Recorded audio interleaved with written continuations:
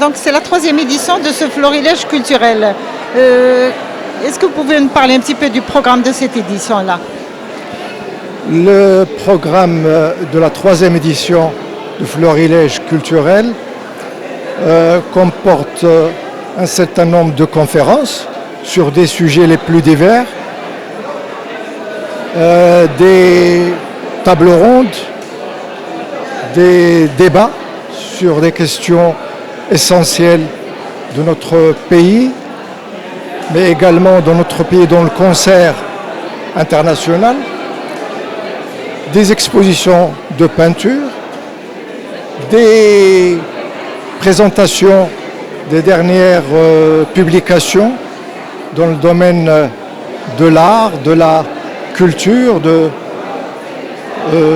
la culture en général, mais également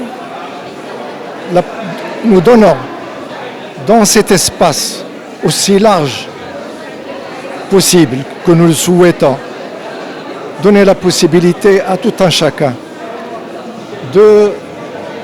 d'aborder avec les intervenants que nous aurons l'honneur de recevoir,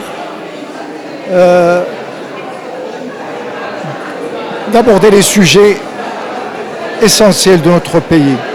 Et c'est là notre rôle en tant qu'association vecteur de la culture au Maroc. Notre choix s'est fait sur la base de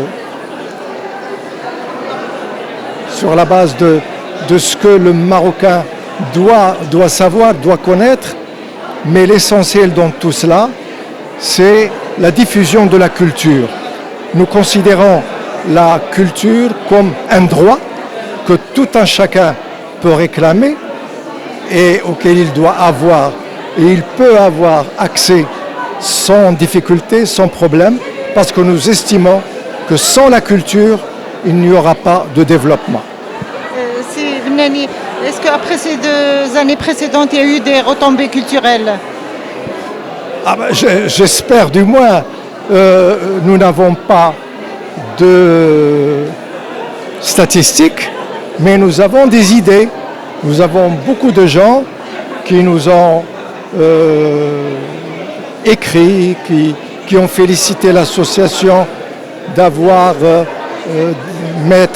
mis à la disposition du public et du grand public un certain nombre d'activités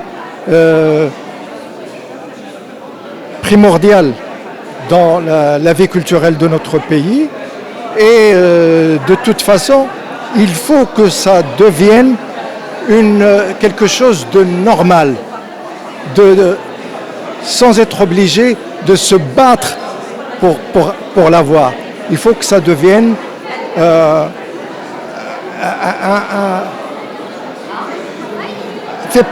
il faut que ça devienne partie de la vie de tous les jours. Partie du quotidien. Du quotidien. Faites la photographie par passion ou bien après des études photographiques, c'est-à-dire un cursus photographique?